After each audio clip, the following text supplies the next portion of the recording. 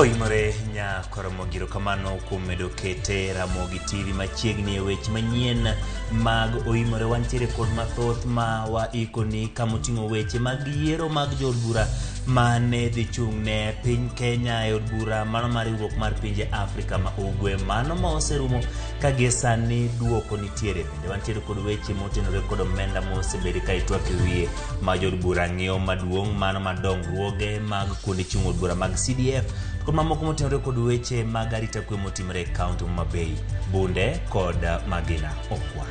Nyako Ramogi, kawuono tarik 17 piny mangima hingo odiochieng' mar nyithindo minyuolo ka kindegi podi. Kalipote pacho ka wacho ni thoth nyithindogo ok dongo yo makare, gima miyo moko kuomgi ok chop kata higni 5 mar ngimagi kaluwore ni ok giyud kata ok gichiem e yonero makare. Kopogore koda mano, ute pod medo mukore e boma ma Nairobi ka. Mano odiochieng' achiel kende to kaot moro nosemukore e kar dak ma Kasarani.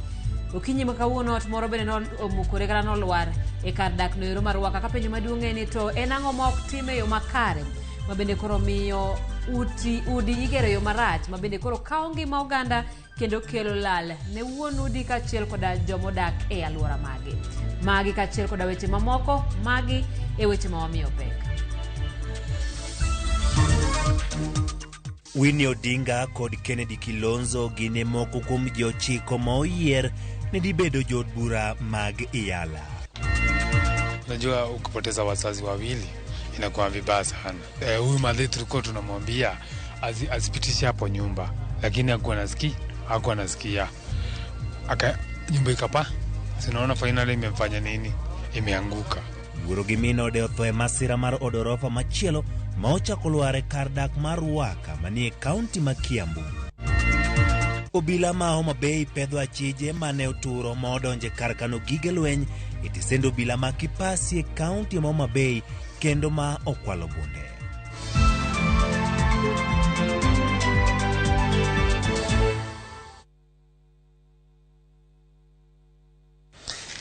Korom Gajwang' bed kodwa e chakruok nyaka giko. Par ni nyalo tudri kod okal namba ma tudruok mar 2360 miwa pachi weche manyien ma wabro bedo ka wakelo ni gi lak sechegi. Bende do achiel kachiel kokale Facebook page marwa mar Ramogi TV, achiel kachiel e YouTube Ramogi TV to kod Twitter @Ramogi TV. Nyinga Ochieng' Manuel. Machiegni nyinga Simfrozo Kinda, jaloko marwa Winnie Adoyo. Gikone koro ji 9 oyier ne dhi bedo jokanyo mag od bura mar pinje Afrika ma ugwe Iyala. Ombulu ma obagi od bura mamalo kod mano mar Senate opodho ji 4 e kweth mar Azimio la Umoja ka Kenya Kwanza oyiere ji 5. Winnie Odinga en achiel kuom ji ma oyier. Walter Nyambaga osebedo kaluwo chenro no kendo miyo waler e wi chal mar wach mar yiero no. Gikone to koro chenro mane okawo odiochieng' tulu gike giko ka duoko mar ji 9 mabiro dhi e yudo thuolo mar bedo kaka jo od bura mag Iyala koro to yangore kama jalup spika Gladys Boss-Shulei oyango ne jo od bura ni namba 1 e listi mar kweth mar Azimio la Umoja One Kenya Alliance okelo kanyakla Winnie Odinga man kod kwan ombulu 247 ka iluwe koda Shabal ma en ja ohala ma wuok e gwenge mag Mombasa kod kwan mar ombulu maromo 180 kod achiel kiluwe koda Kalonzo Musyoka Kennedy man kod kwan mar ombulu ma bende chopo 260 ka Kega bende yudo kwan ombulu maromo 109 kod 7 ka kwethno mar Azimio la Umoja oyiedho ji 4 mabiro dhi e piny Tanzania Arusha ka riwruokno mar Kenya Kwanza chuth ber bende ogolo Hassan Omar man kod kwan mar ombulu maromo 250 kod 3 ka iluwe kod Zipora Kering man kod kwan mar ombulu maromo 220 kod 3 to bende sechego David Ole Sankok mane en ja od bura mogwel e piny owacho mar Jubilee mokalo ni kod kwan mar ombulu maromo 220 kod 3 ka bende sechego Geoffrey Mwangi bende yudo kwan mar ombulu maromo 180 kod 8 kan mugik to Falahad ema odino e kwan mag jogo madhi e od bura mar Iyala kani kod kwan mar ombulu 170 kod 4. Nyaka chop seche gi endi Gladys Boss-Shulei oyango ne jo od bura ni koro ji 9 go ema biro yudo thuolo mar chopo e piny Kenya kendo bende bedo kaka jogo mochung' ne piny Kenya e riwruok mokelo kanyakla East Africa Legislative Assembly mayudo e pinyno mar Tanzania. Chenro ni endi koro giko omiyo Ramogi TV osebedo kaluwo chenro ni nyaka koro e giko mare kama bende ji ochiko gwende koro nyalo bedo kod fungruok e korgi ka Walter Nyambage mosebedo kaluwo ni chenro ni nyaka ne pinyru kachiel nyaka e studio. Erokamano Walter Nyambaga kuom ler machal kamano kako yangono jogo ma bende biro dhi e od bura mar IALA jogo moyier Azimio la Umoja wantiere kod Winnie Odinga, Kennedy Kalonzo, Suleiman Shabal, Kanini Kega mago mag Azimio la Umoja mane gi thuolo ma ji ang'wen, Kenya Kwanza Hassan Omar, David Sankok wantiere kod Zipora Kering, Mwangi Maina to kod Iman Falhada. Ka wadhi nyime pogruok koro mienje od bura e kind kweth mag siasa kalure gi buche moko mopedhi e nyim od bura madwaro ni thich oko e apisi commissioners moko ang'wen mag duol mateo yiere pacho ka IEBC. Moko kuom jokanyo mag riwruog Azimio la Umoja oseo okang' mar luwo commissioners go manenore ka gima ne obalo gi jowetege e yiero mokalo. Mateo yiere pacho ka IEBC koro ochomo e od bura ewi bura mar thich oko commissioners ang'wen mag IEBC mane obalo gi duoko mar yiero matend piny mabiro kalure gi buche ma opedhi kod kweth moko ang'wen madwaro ni od bura mi jatend piny Dr. William Ruto thuolo mar chuogo aput moyedhi mar nono timbe commissioners ang'wen go kalure kod kaka ne gitayo chenro maggi e kinde yiero mokalo.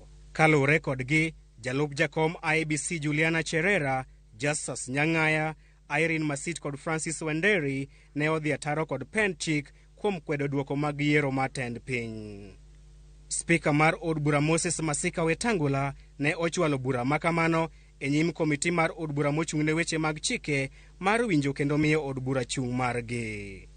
Kata kamano, jo od bura mag Azimio la Umoja ochayo paro makamano kagiwacho en okang' madhi chiero adhola mag yiero mokalo. Kar mondo obed ni ong'iyo kako nyalo chulo kor kata timo revenge ne commissioners onego bende sani oriwo Kenya bedo gimoro achiel kech seche mo o target jogi obed kong'eyo ni there 6.9 million Kenyans mane oyie gi gima ne joka timo ni kwan ne ok dhi maber.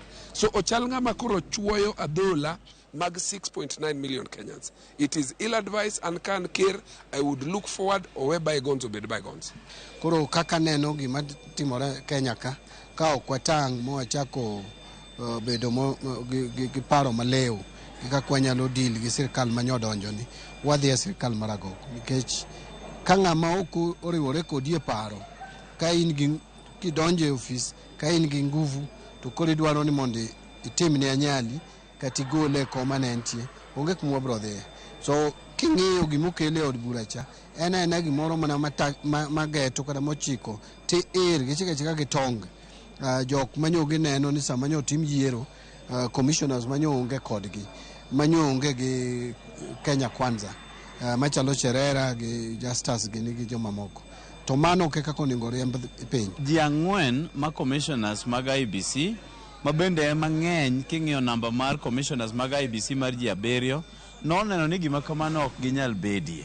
Omiyo Madam Cherera, Madam Irene Maset, wadwa Wanderi kachiel go wadwa Nyang'aya nowuok oko mokoni ok timre. Koro gine mane girito chik kendo ne giluwo chik mar rito ombulu to ok kwalo ombulu. Azimio bende neno chenro mar aling'ling mar Kenya Kwanza e gwelo commissioners ang'wen mag IEBC madhi yiengore nyakonchiel e yiero mar 2027. Wadwaro ni wabed gi IEBC malwete ni thuolo manyalo ng'ado bura ma ok oungore konchiel. Omiyo aneno kosebiro pacha eni wayiene sirkal maragoko bede Kenya wan kaka jo bura mane e kwedo ok wabiyie gi wachno. But ing'eyo ni jo Kenya Kwanza sani koro nigi namba maduong' moingowa. So nyaka wamany yo moro mwachungogo wach mar sirkal maragoko maneno kadwa bedo. Kir masani gi jo Kenya Kwanza gitemo mondo gibed ni gin gi commission ma 2027 gi control 100%. Ging'eyo ni Chebukati gi commissioners mokariyo dhi by January. Already gisekelo chik moro ma giloko godo selection panel matiende ni panel ka jogi dwa dhi kawo jok ma completely aligned kodgi ma ok bibedo ni nigi independence to commissions te e katiba wacho ni they shall be independent. Poni jo od bura puodho paro mar thich oko commissioners ang'wen go, jo od bura mag Azimio bwogo mar kawo okang' mamoko mar kedo ne ratiro mag-gi. Wabiro tiyo gi yore mamoko nikech ing'eyo seche moko kata mana lokruok mineno ma wakelo mak sani wan gogi ne okelgi ka samoro jo od bura to pachgi nopogore. So jopiny nigi teko. In fact ing'iyo spend check marwa mar katiba mar Kenya ka wacho ni teko duto te ni e lwet jo Kenya. So jo Kenya nigi teko ni ka gik moko ok dhi kaka ne gidwaro to ginyalo kawo teko ma gimiyo od bura, teko ma gimiyo doho, teko ma gimiyo executive, ginyalo kawo ma giti gi teko no gin giwegi. Ndalo 11 mabiro dhi bedo thuolo malach ne commissioners mag IEBC mane obalo kod duoko mar yiero mar tend piny e kinde ma komiti mar od bura mochung' ne weche mag chike JLAC dhi winjo kendo kawo chung' margi e wi paro mar thichogi oko e apisi. Chris Owino, Ramogi TV, Parliament Building, Nairobi. Ka pod ntiere weche motenore kod mag jood bura ma pacho kopo mokalo kang' mar migawo momenda yie machwalo omenda mag CDF kata doko ni migawno ne pod rito pach Attorney General. Jood bura go wacho ni gibiro chuogo chik mabiro rwako aguch CDF e katiba mondo mi puodh chutho kod chik. Eriko Wenga miyo waler mar wachno. From the Office of the Attorney General, the National Treasury commits to disburse Kenya shillings 2 billion to the NGCDF every week. Jatend kweth mang'eny od bura mamalo Kimani Ichung'wah eboke mane osomo e lot migawo mar omenda od bura mamalo nolieko ni pesa mar CDF nyalo chopo e agul mag kuonde chung' od bura mapacho ka machiegni makmana nitie midhiero ma pod onuro piny owacho. Maeri tok doho mamalo mogik motele kod Mikai Martha Koome ne okumo omenda mag CDF dwe mar 8 higani e wi mano ma giwacho ni obalo kod katiba. Kata kamano jood bura koro dwaro mondo omenda no ochop mapiyo piyo mar konyo jopiny. Jomoko bende paro ni pesa chinyalo kaw timiyo county. Pesa jok nyami county. Pesa ma CDF ikawo kuom pesa ma national government kosepog pesa ma county odhi ne county. So en pesa ma national government ok nyachak kawe kendo bang division of revenue mititere ne county kucho. Nitiere japiny mong'eyo ni CDF en more important kendo chopo ne japiny kucho moloyo pesa miwinjo miwacho mar county ni. Ana wuon from Madare matamla mar ariyo ok anyal siemo ni gimoro achiel ma county osetimo manyalo konyo ni pesa mar county ni otimo. Jood bura lero ni CDF no neno omenda ma kinde duto osebedo ka konyo lek mar jopuonjre mathuru ka ahinya to mago ma ok anyuola mochano. Nitie gik moko mimilruogo gi moko dwa milorego. Ka girono migi pesa mokalo mimiyo gi sani giwe gimany to kik gidonje CDF. To CDF konyo pinjewa. Sama nyithiwa ok dhi sikul kaka koro gin dala sani cha biro gik seche moko mobiro oro gir senator go. Odhi omigi pesa magidhian senator ok nya miyogi.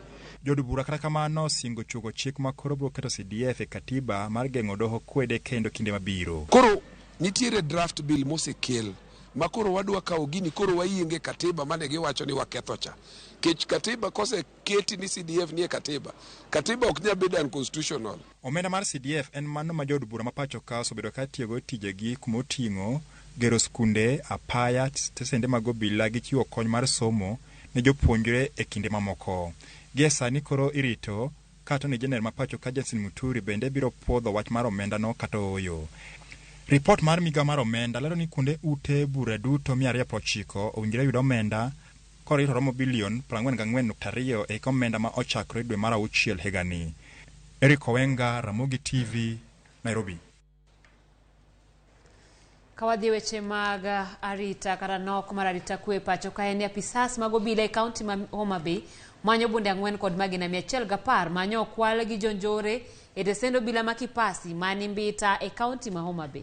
Jonjore go ma pok oyangore ne omuko kendo donje kar kano gige lweny kendo gikwalo bunde kido mag AK47 kod lisasi. Komanda mar obila e kaunti no Samson Kine oyango monjno kendo lero ni gitimo nonro kod apedha ka okwayo jodak mondo ti kanyakla kod apisas mag obila e mako jokuoge go ma oyango ni nigi gig lweny manyalo rocho arita kwe. Lero ni pod ok oyangore kaka ne gimolete sendo obila to kod kuma apisas mag obila modak e paro obila no ne nitie kinde kuono.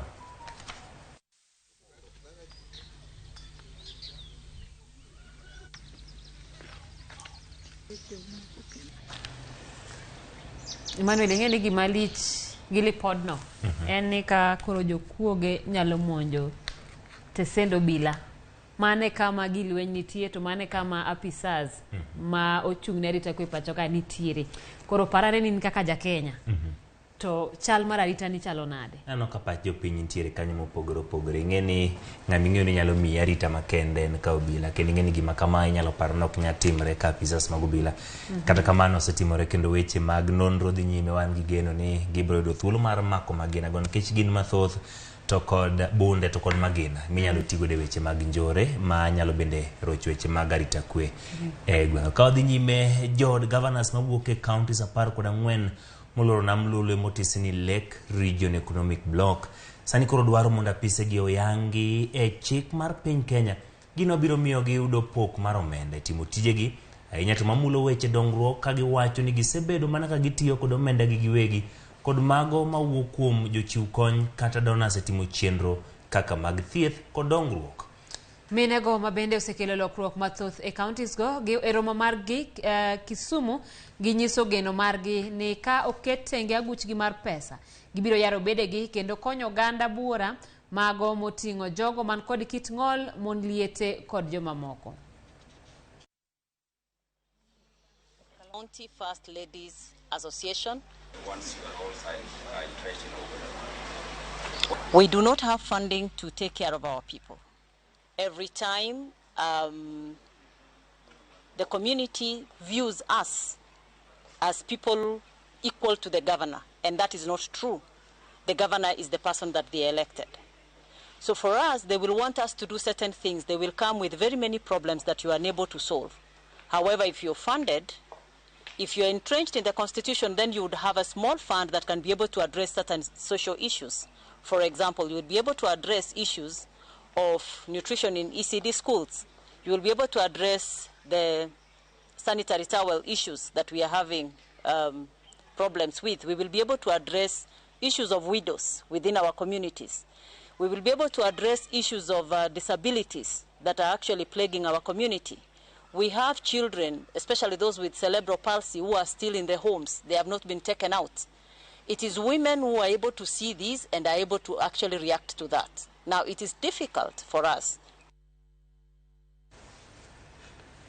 Kadhi wach mabende osebedo ka thago pacho oganda jo Kenya mabende osebedo ka okawo ngima oganda jo Kenya mamoko en obila e kaunti ma Kiambu koro dhi nyime kod manyo wuon ot mar orofa beach ma olwar e gwenge ma Ruaka ma onego ji 2. Mana kaka Edwin Okoth leronwa, ma koro en ot mar 2 ma olwar ka gedo mare dhi nyime kata bang' duol mochung' ne gedo e pacho ka mano NCA chungogi nikech ne chich ni gigedo e yo ma ok kare. Seche machuok bang' jolweny tieko kolot mano olwar e gwenge ma Kasarani ma onego ji 3, masira maket kod mano kendo ne oneno e kaunti ma Kiambu otieno ma piny ruogodo tich Ang'wen. Ji 2 ne owito ngimagi bang' ot mane gedo mare dhi nyime lwar ma umo odgi saa 9 otieno e masira mano we anyuolagi kod lit.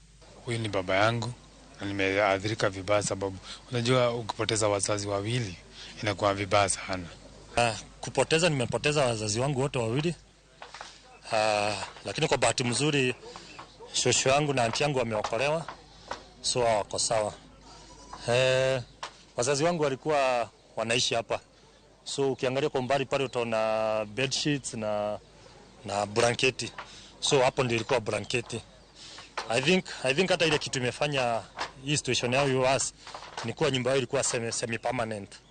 Jogedo ma osebet katie odno ne otony kaluwore ne olwar gotieno sama gedo mare nok dhi nyime. Yawuot jal ma wito ngimane kaachiel kod jaodno wacho ni gisebet ka gigolo ng'ur ewi gedono ma pod ne dhi mana nyime, kata beni ne nitiere ranyisi moromo ni ok ne gere yo makare. Basi huyu madhe tulikuwa tunamwambia azipitishe hapo nyumba, lakini hakuwa nasikia. Nyumba ikapa, sinaona finally imefanya nini, imeanguka.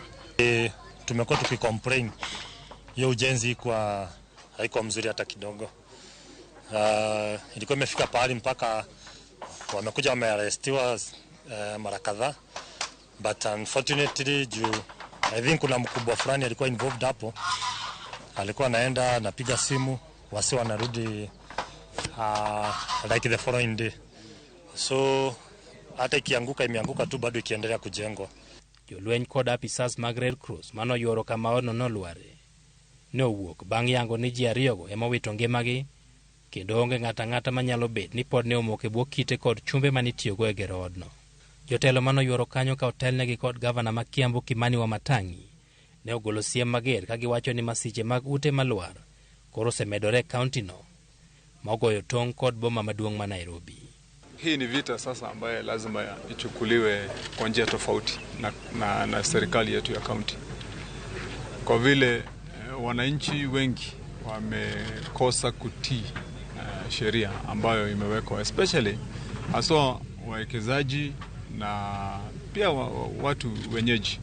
Imekuwa sasa labda hii ni nyumba ya 8 kwa muda ya chini ya miezi 6 ambaye imekuwa inaporomoka. Hivyo ni kusema ya kwamba kuna kasoro kubwa ambaye lazima irekebishwe, na hiyo kasoro lazima itarekebishwa kwa upande zote mbili, upande wa serikali yetu na upande wa wananchi. Mana kaka ot manoruombore piny Kasarani, ot marwaka bende ne osechung gedo mare, kama koro penjo maduong' en teko ma inyalo med NCA mondo kama gisekumoe gedo kik tich dhi e nyime.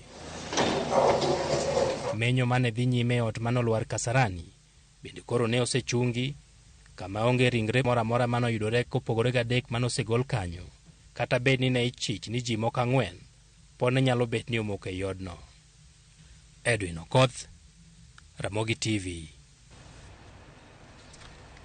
Kawer gi weche mag udi ma ruombore piny wadhi weche mag somo. Migawo mar somo koro wacho ni oseketo kenge mowinjore ne ikruok mar piny maduong' mar grade mar 6 mar klas 8 kod mar 12 mochan ni biro chakore dweni. Jatend migawo mar somo Ezekiel Machogu oyango wechego ka bende ogolo siem mager ne jokuo penj ma owacho ni biro kawnegi okang' ma owinjore. Wycliffe Oko leronwa mathoth. Mana juma achiel kende motelo ne chakruok penj mag grade 6 klas 8 kod klas 12. Migawo mar somo oyango ni ikruok duto oseketi kare, kendo yango ni chenro no biro timore yo ma ong'ith ma onge ng'ukni kata matin.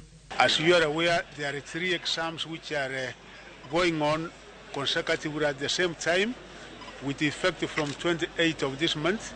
We did the official launch where the chief guest was His Excellency the President of the Republic of Kenya, the Deputy President, Rigathi Gachagua in Nairobi, and we have been able to send out the papers to the 493 distribution and storage centers in each and every part of the country. Jatend migawo mar somo Ezekiel Machogu mane oromo kod jokanyo mag somo kod arita kwe e kaunti ma Kisumu ogolo siem ne jogo machano rocho chenro no koda ka jokuoge mag penj ka wacho ni biro kawnegi okang' mager. The principals, the head teachers, and the center managers, we are also sending the security personnel to man each and every center, and this time round we want to give that assurance to the Kenyans that the integrity process will not be compromised, everything will be credible, and as we give out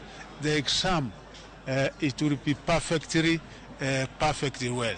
Ikruok ma kamano bende oseketi e gwenge mamoko. Kamishona ma ugwe mar Kenya Evans Achoki osingo ni chenro mar chwalo chiemo ne jopuonjre madhi timo penj mawuok e gwenge manigi oro bende oseketi mar neno ni jopuonjre ok olew ne penjgo. The food has already arrived at all the primary schools that are adversely affected by the drought. So the examination, the candidates who will be writing the examinations will have food at the examination centers. The government will also provide sanitary towels to students who are sitting the examinations. Penj mar jopuonjre mag grade 6 kod klas 8 chan tim kochakore tarik 28 nyaka tarik 30 dwe mar 11 higani, ka jo klas 12 to chano chako tarik 21 dweni kendo tieko tarik 23 dwe mar 12 higani. Kalenda mar somo mar sikunde primar kod sekondari geno ni biro duogo e lai kaka kinde machon tok penj ma higani, higni 2 tok midhusi mar korona molo e pacho ka kendo rocho chenro mar somo. Wycliffe Oko, Ramogi TV. Ramogi lipot mar Wycliffe O kone matero wa yoyo maromo kuongo chenro mar OIMORE pod wan gi mathoth kik idhi mabor.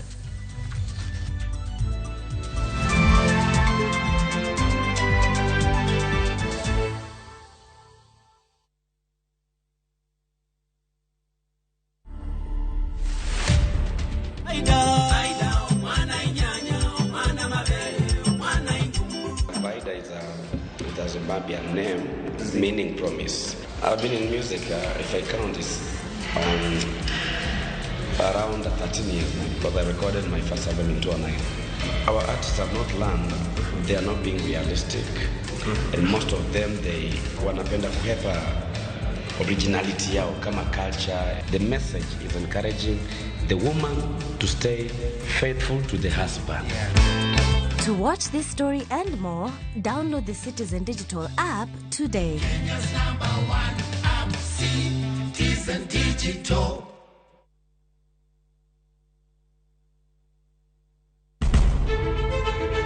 Penj laktar ok en ka chenro moro amora. Wach mar P2 emergency pin giwere monyo gino kapere mene giketho system. Wakelo ni achiel kachiel lakteche man gi lony mar arieya e weche ngima dhano. Koro ka goyo picha to dhi nyisa kind lekene. To gipuonji achiel kachiel e weche ngima. Telo malit ne masongo adhia very good. Riuri gi Ruth Otieno wuok tich nyaka tich abich chakre saa 12 odhiambo. Onono tiend weche kowuok kuom laktar. Osomo oteni namba mar SMS en 23600 en penj laktar. Kendo kawo simbi. Wadhi kawa simbe jowinjo wa joneno wa. Mane Ramogi TV.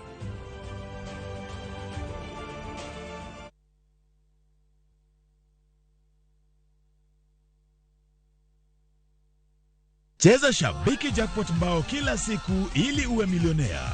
Tuma ujumbe mfupi ukiandika neno SJM kwa 29063. Naitwa Robert huko Igo, nafanya kazi ya ujenzi. Mimi ni fundi wa mjengo. Yenyewe ni furaha kubwa. Ndiyo nilikuwa na hiyo imani ya kuwa nitakuwa na hiyo pesa kwa sababu nimekuwa nikiomba na nilikuwa na matumaini. Mchezo wa Shabiki ni ukweli. Usiachwe nyuma. Cheza Shabiki Jackpot mbao kila siku kwa 20 bob pekee upate zaidi ya milioni 20 kila wiki. Shabiki.com ni makao ya washindi. Not for persons under the age of 18. Betting can be addictive. Play responsibly. Shabiki.com is authorized and regulated by the BCLB. License number 416. Shabiki.com.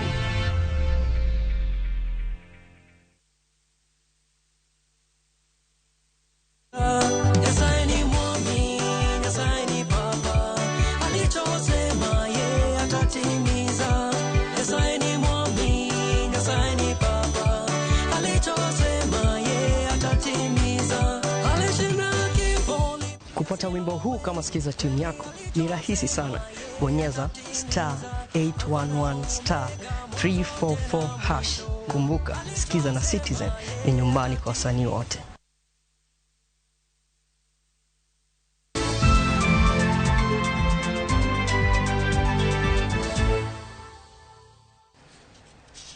Erokamano nyako Ramogi kuom medo kete e Ramogi TV. Wadhi nyime gi weche manyien.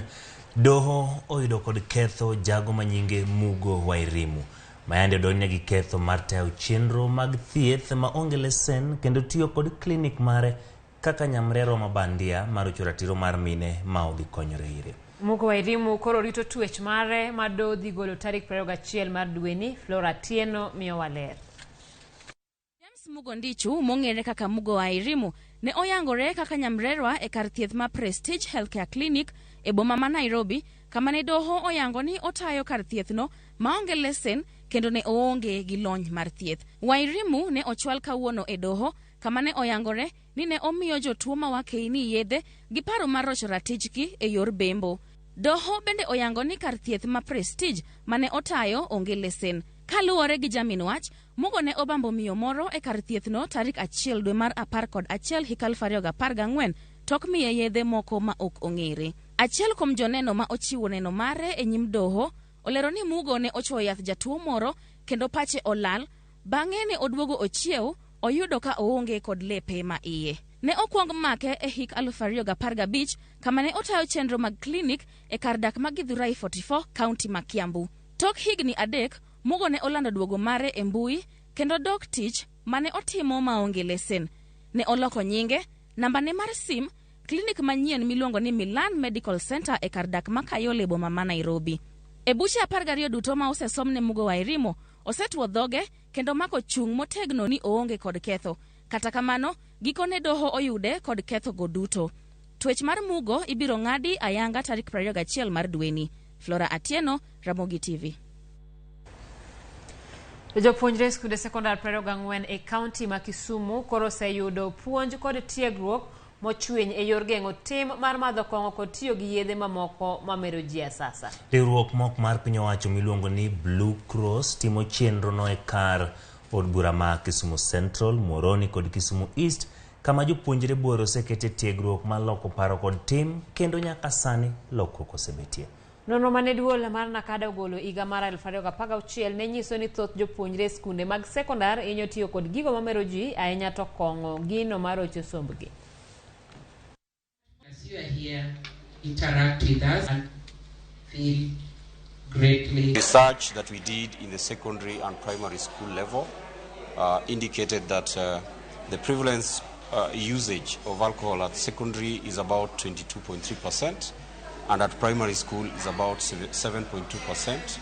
However, we noted that one of the learners, the earliest, had started usage of alcohol at the age of 4 years. Gima duong' ma program marwani osetimo en miyo rowere kata mana vijende teko mar chung kendo wuoyo kendo mar lero weche gi. E sama ne watiyo gi nyithindo gi Blue Cross Club, gine jogo mane koro waluongo ni change agents kata peer educators. Bang' tiegruok kuom higa achiel ne gidhi through graduation kendo koro gibedo gimiluongo ni peer educators. Nonro ma kawuono nyisowa ni chances kata mana rate mag nyithindo matiyo gi kong'o kata yedhe mamero ji osedok piny kaluwore gi life skills education mane giyudo kendo kaluwore gi puonj magisemiyo jowetegi. Jokoromo gi nyithindo ma inyuolo ka ndalogi pok oromo pod ni kod midhiero mar dongo kaka owinjore.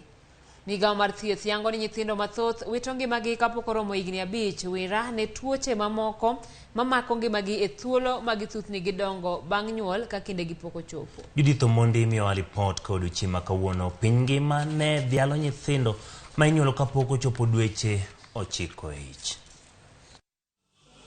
Higa ka higa maromo nyithindo 193 inyuolo kapok ndalogi oromo e pacho kae. Bende nyithindo mani piny mar higni 5 maromo 13,300 wito ngimagi nikech midhiero mayudogi kaluwore ni onyuolgi kapok ndalogi oromo. Ma ne oyang kod migawo mar thieth e kinde nyasi mar hingo odiochieng' kedo kod nyuol ma omondo. In Kenya, the preterm birth rate is 12%. This translates to 193,000 babies being born premature each year, while about 13,300 children under 5 die due to direct preterm complications. Roxy Sudi chunye osejok kuom bedo ni onyuolo rude ma jo kilo achiel duto. Wach moko ni oseduongo chunye pek ma odhi bedo go kaka janyuol. Okoni ne en kod tuo mane omiyo nyuolo nyithinde kapok dweche go oromo. Nilipojifungua nilipata watoto wote wawili wakiwa kilo 1 each. Ingawa sikuwa na expect watakuwa that tiny. Nilijipa tu ile moyo but nilishtuka kwa sababu walikuwa wadogo sana. Nikitoka pale hizo siku 2-3 kurudia kilo wakawa wamedrop, wakawa wamefika 800 grams. So kufika hiyo 800 grams ilinipea stress kwa kweli. Karabedo ni ng'ato ok modh pi moromo ka oyach bende nyalo kelo ne midhiero. Molina Uor lero wuodhe. Adhi klinik awach na dhi diriyo. Koro mana dhi mar ariyo mane daktari onyisani ni okamodh pi. Okona ni pressure na ni piny. Kar thieth ma Pumwani oloso ot makende ne mine ma onyuolo nyithindo mapok ndalogi oromo. Ka gitiyo kod lony ma iyango ni kangaroo mother care makonyogi e medo kilo mag nyithindo mapiyo. Unafaa kumweka kwa chest yako ndio aweze kugain weight. At first nilikuwa naona inakaa weird, sikuwa naamini mtoto anaweza gain weight through wewe, but nimeona ina work. At least unapata mnabonda na mtoto wako. Inazuia mtoto infection, haiwezi pata infection, na pia inasaidia maziwa ya mama kuflow. Director mochung' ne geng'o landruok mag tuoche migao mar thieth Dr. Andrew Mulwa koni miyo nyalo nyuolo nyathi kapok ndalo ne ochopo, poni ok ochiem makare, kapod en nyako matin, ka oting'o rude kata ka oponi en gi tuoche moko mag nyodo. Jambo lingine ambalo huchangia zaidi ni twinning ama multiple pregnancy. Wakati mama kuna mimba mtoto zaidi wa mmoja, huwa mara mingi ako na risk iko juu ya kupata kabla muda hujafika. Pia kuna lishe bora, nimeweza kusema afya ya mama, lishe bora ikiwa ambapo katika nchi yetu ya Kenya tunajua kuna wale wako na undernutrition ama malnutrition. Bende gisingo mar loso chenro mag siro mine ma okonyore kapok ndalo gi oromo e yor yedhe kod gik mamoko kaka yo mar dhiro thieth makare nengo moyweyo, universal health coverage. Mambo ya preterm care yatakuwa kati ya ile benefit package ambayo tutaweza kupewa wazazi wetu, na tuweze kuhakikisha yale madawa ama teknolojia mpya ambazo zimeundwa kwa kuhakikisha kwamba watoto ambao wamezaliwa kabla hawajafikia wamesurvive zimeweza kuwa katika nchi yetu na kuwa available. Kaka yo mar duoko piny kwan mar nyithindo minyuolo kapok ndalo gi oromo e pacho kae, migao mar thieth okwayo tend counties mondo tim machiegni gi nyamrerwa mondo mi ota puonj ok ne mine kende to nyaka wuone gwenge duto ma pacho kae. Judith Omondi, Ramogi TV, Pumwani, Nairobi. Kapod wantiere weche motenore kod ngima makare mag oganda, riwruok mar Forum for African Educationalists e bade mag Kenya kotenore kod migepe mag piny owacho kod mago mok mag piny owacho chako chenro mar kedo kod mako iye ma ohiu makoro geto jopuonjre skunde. Ma timore ka lipoti yango ni 20% mag jogo madhi konyore osiptende gin rowere manitiere kind higni 19 kadok piny. Ripota marwa ma Migori Jojuma miyo waler mar wachno. High education. Mako iye mondo e kind rawere en midhiero ma piny Kenya pod kedo godo. Kaunti ni ma Migori en achiel kuom counties e Kenya mangima ma bende kwan rawere ma mako iye mondo koro pod ni malo. It is a challenge that we have as a society, and as we work through under this program with other stakeholders, of course we know we shall be able to come up with many other solutions that will be able to assist our girls. Those people who are vulnerable and they might have dropped out, there is always a second chance, another opportunity, so that we nurture them and they realize their potential. Engwech mar duoko piny kata tieko mako iye mondo kind rawere e kaunti ni ma Migori, piny owacho kaachiel kod wegego ma ok mago mag piny owacho osebiro kod yore mopogore opogore mar kedo kod mako iye mondo. We want to work with every stakeholder, be it in education, be it in Ministry of Health, be it from the community level, the chiefs. Inclusivity and participatory approach so that we bring everybody on board. We are going to incorporate the counseling and guidance part of it. But again, you're aware that our schools already have the guidance and counseling teachers in the school, so we are only going to build also their skills. Riwruok ma ong'ere kaka Forum for African Educationalists e bade ma Kenya ka otenore kod riwruoge mamoko sani koro geto jopuonje kaachiel kod jopuonjre e skunde mopogore opogore e kaunti ma Migori e ng'wech mar kedo kod mako iye mondo e kaunti ni. We are going to install desktops in these schools that we are working with, the 8 schools in Migori County, so that we digitalize everything. Another thing that we are going to do is to allow our teachers also to be trained as facilitators for these programs, that even in a situation that our program reaches its end, then the sustainability is still going to be there. It is my hope that the intervention that is coming in through this very important program will go a long way in improving the state of teenage pregnancy and early marriages in our institutions, because we want to ensure that all our girls join school and they are able to go through the process. Chenro ni mar kedo kod mako iye mondo koro dhi miyo jopuonjre kaachiel kod jopuonj tiegruok mopogore opogore ma oting'o manero maloso taulo go magria. We are having a Tuseme club that we are going to form, and this is one program that is going to allow our children, our girls and boys, to be able to make the dignity pads that we are going to use, so that our girls are not lured by other men. Mako yemo mondo koro pod medo kelo wich bare pacho kae kabedo mopogore opogore ma osewuok oko mar kedo kod midhiero ni wach ni nyalo mana tieke poni oganda koro biro kamoro achiel. George Juma, Ramogi TV, Migori.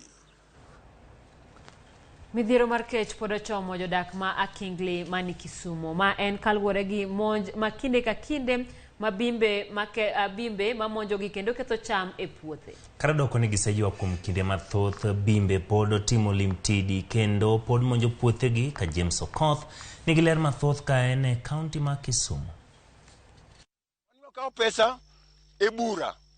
Wanyo fertilizer, wanyo kodhi, idi pea. Kwanza atuone kecha aneno ka gima de chulo go pesa okanyal nindo. Kaka do chulo loan onge. Loan jo loan chiegni biro ira ka. Jotelo manyuru kaka unyalo konya anyalo to sasaya. Ma en bang' monj mar bimbe kendo e puothe mayudore e gweng' mar Akingli. Bimbe mondo ocham mana madongo emodwani mondo ocham. Jopur ywago lal bang' monj bimbi ma kinde ka kinde e puothegi, gino makoro giwacho ni kidek kelo kech ginong'no e kinde mabiro. Bim oketho puotha, ma bim turo manyoro godhiambo ka koth chwe, gituro puodho ma gichieko moduma kora ng'ado ni mna dhok. An gi nyithindo 5 manie secondary school, an gi nyithindo manie primary school. Nyithindo gi ok nyal yudo konyruok. Gifwenyo omogo matieko dweche 8 mana an gi geno ni kochopo Disemba to an go mogo an gi chiemo moikore mogo mana pidho dwe mar 5. Bimbe noliwo, bimbe ochamo te. Puodho dong pap. Koro nyocha neno na pidh gwen mabaolo mana pesa e chama kaka mon nigi buche. Na keto na pidh gwen. Gwen giri go nyocha semuko od gwen mochamo gwen te adong nono. Wan wasedong kech. Wadhi chiemo kanye. Nyithindo mwanyuolo dhi chiemo kanye. Giwacho ni lwasi makare, aoche mamol kod pith mar yien e yo makare ok osekonyogi e weche pur kalure gi lal magiyudo bang' monj mar bimbe. Wan karwa ka ber wayudo koth kendo en kama ng'ich yiende wapidho. To ok wanyal yudo chiemo wasiko gi kech pile pile ne kech bim. Olembe na gidonje dala. Gichamo mawembe te, bakado te, white supporter mano se ikore, gikayo to gibolo piny, koro wachoka to wadwa ole bur, to gwen bimbe no donje e jikonda mar gwen, ochamo gwen 37 te, nyaka thwana machaka aot nyapacho, wuod dala, ne gichamo te gweno molith. Ma koro higni 4 nyaka nochak ywak. En ywak maonge duogo. Wadhi konyre nade? Sani ji miyo chiemo. Chiemo miyo ji wawando waneno kamago ikala. Magali Nauma, ma en japur, lero kaka bimbe monjogi. Ng'ama mama, bimo chayo marach. Mama nyaka rwak long, morwak top, morwak ogudu, eka bim nyalo dok chien maberbere. Orujre ni ichiew gokinyi titing'o orujre lweti. Orujre ni ibet go chonjo. Nikech bimbe gi ok ging'eyo ni dhano gibiro makata kibet ni ibiro kokiritori maber to gimuomi. Magi e kwayogi.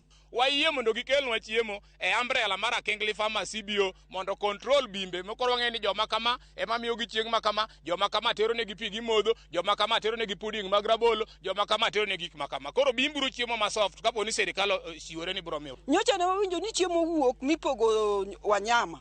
Kata chiemo ne mapok ochopo kama wantie, kata mana gimoro amora pok waneno, bimbe mono wakako nego wuoth ne Nyasaye. Koro wakwayo sirikal ni konywa uru mondo wane kaka watimo waol. Monj mar bimbe kinde ka kinde osebedo midhiero e gweng' kod alwora mar Akingli. Gino makoro orocho geno mar jopur ma alwora ni kendo koro gikwayo sirikal mondo oru gi kony mapiyo mondo okonygi gi kech mochomogi. James Okoth, Ramogi TV.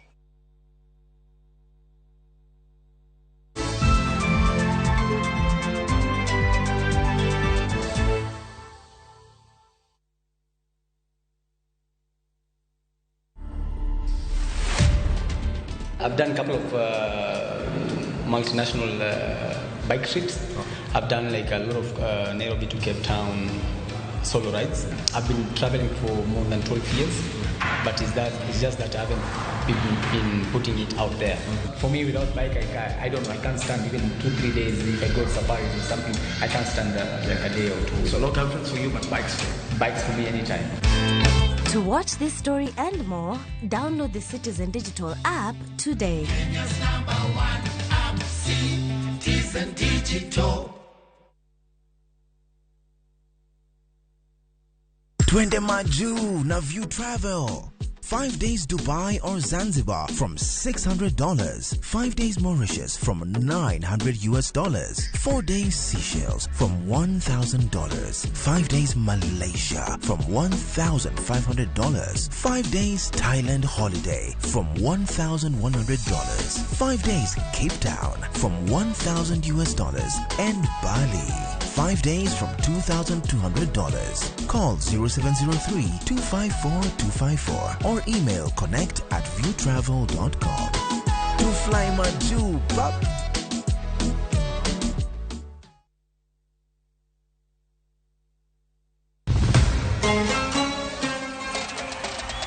Qatar. Pinkingi Sheikh Tamim Hamad Al Thani. Timbe pradek gariyo rakore ka wenge gi giketo e okombe adhula mar nyadhi e piny mangima. World Cup. Obiro bedo tim mar Brazil, France, kose achiel kuom pinje Afrika. En mabiro kelo okombe no kuom thuolo mokwongo. Adhula ogoyo tach. Kete mana e Kuku World Cup, wuok tich nyaka tich abich. Saa 7:30 odiechieng'. E Ramogi TV, Citizen Digital, to kod View sasa.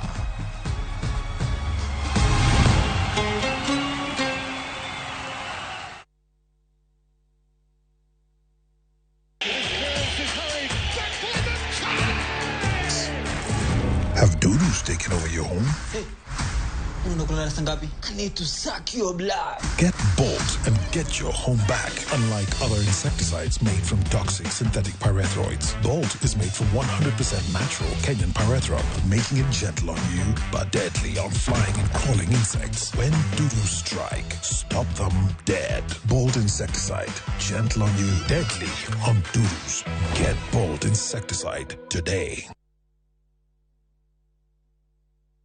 Welcome to Shabekila. Play Shabeki Virtuals on Shabeki.com for a chance to win huge cash prizes from low stakes. Jisetie stake na how much you want to win. Kuna penalty shootouts, defender and so many virtuals only on Shabeki.com. Shabekiland, the easiest virtuals in gaming. Not for persons under the age of 18. Betting can be addictive.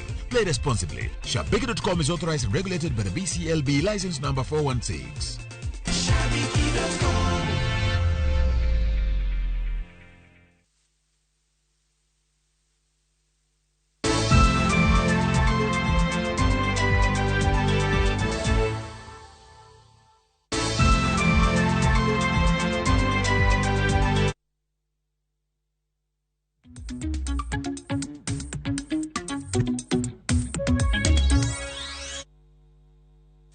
Machiegni nyakoromogi wadhi e weche mag ohala. Jatend migao mar Leba Florence Bore osingo ni obiro chwalo chik maneno ni huduma ma ichiwo ne jomong'ol odar kuok rang'iny mar piny owacho mamalo nyaka mano ma 10 counties. Ne oloso e kinde chenro mar pogo kadi manyasani ne joma ong'ol. Chenro ma olero ni biro konyo thiro achudhe ma osebedo ka wuondore ni gin gi ng'ol.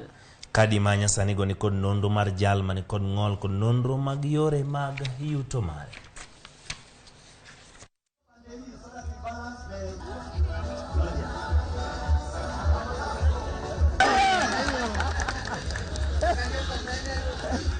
Sani yake isiwahi kanja. The registration of persons with disability before, as I say, it used to be done in a format that is not standardized by health facilities across the country. Right now, with the Ministry of Health, we have come up with a standardized format where now all the domains of disability can be assessed at the county level, up to sub-county level, actually, level 4 and level 5 of the hospitals. And then the county director now, three medical teams sit, and then the county director of medical services now ascertain. And then the form now is taken to our office in the county to be now migrated into the system. I wish to promise that I'm going to support any support that they need. I will ensure that I give the council and generally the persons with disability. I know there's a challenge with the expressway that is just outside the headquarters. I'm going to link up with my colleague in the Ministry of Transport to ensure that there is a footbridge that is able to be used by these persons with disability. Jodak magwenge makure soi obago ng'anyo kaseyo kambi sitima mar Kentraco. Jopiny go wacho ni ne gidonje winjruok gi kambi Kentraco ni ne idhi chulgi wira ni laini ma stima ne oringo e lopegi. Kata kamano ndalo 90 mane osingnegi ni ok bi kadho koro osekadho kendo pok giyudo chudo. Giwacho ni koro osekadho higni 4 kapok giyudo chudo magi gino makoro omiyo gikwayo migawo mar teko mondo mi owinji ywakgi.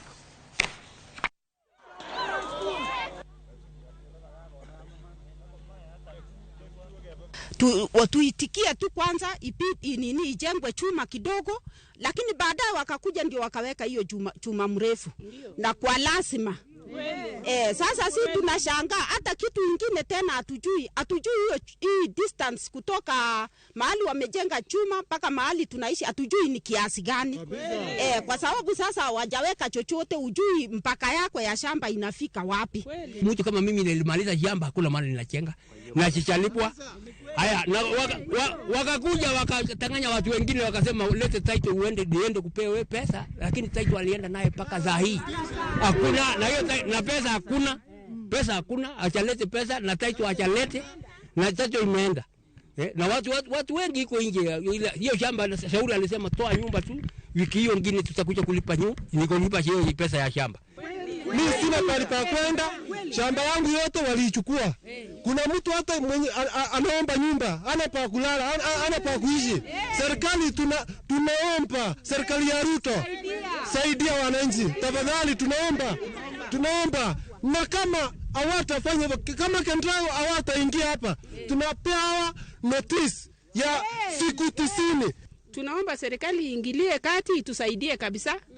Tuko na shida kabisa, tupate haki yetu.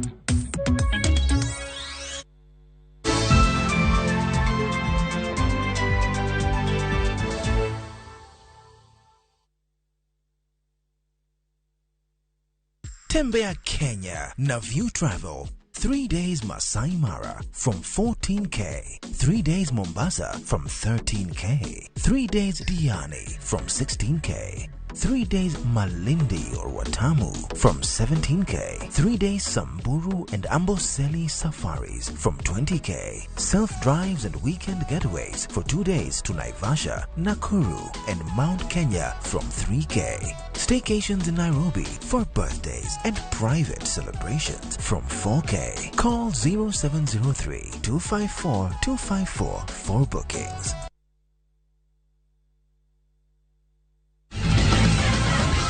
Can you sing? Everywhere I'm looking now, I'm surrounded by your embrace. Do you have that $1 million voice? Inawezekana, mama, mimi nawe. You are here, and you're touching every life. This is your chance to make it on the international stage. I put them all in a line, came from the dirt, na bado na shine. I take one step at a time. And walk away with 12 million shillings. Register now on www.thevoice.africa. Fill in the registration form. Submit a 1-minute video clip of yourself singing. Registration closes on November 20th, 2022. The Voice Africa. Music, your passion. Africa, your stage. Connected by Airtel, the most affordable network.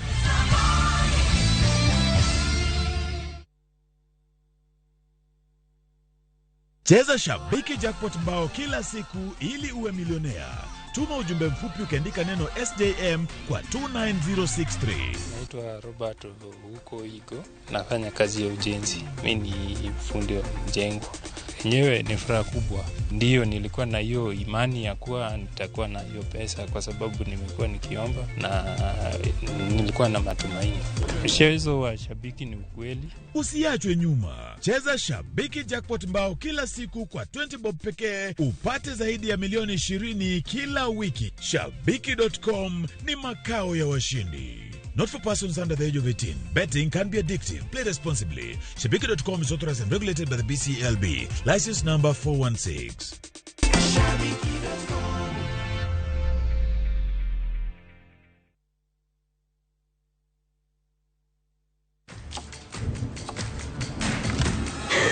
Have doodles taken over your home?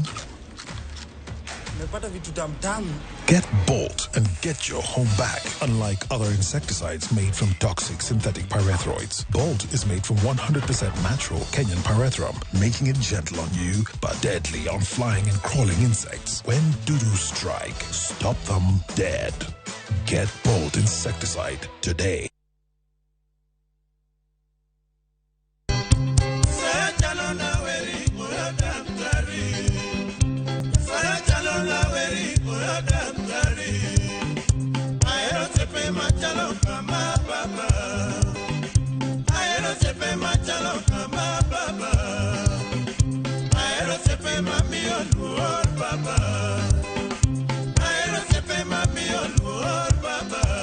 Dial *860*419# to get Oyo Daktari.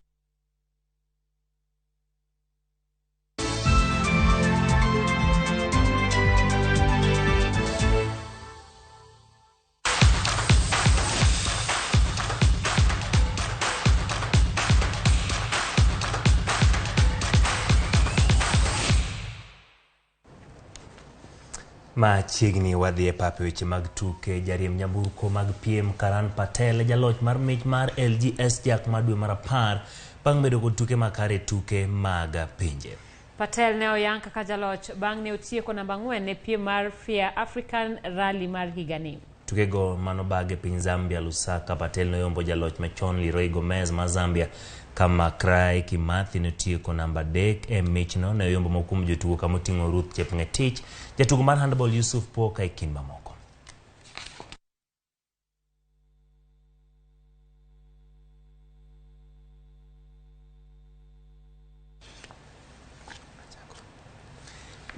Nyakwa Ramogi, ere kaka inyalo neni joera mag adhula obedo maler maber e alap tuke kaluwore gi liet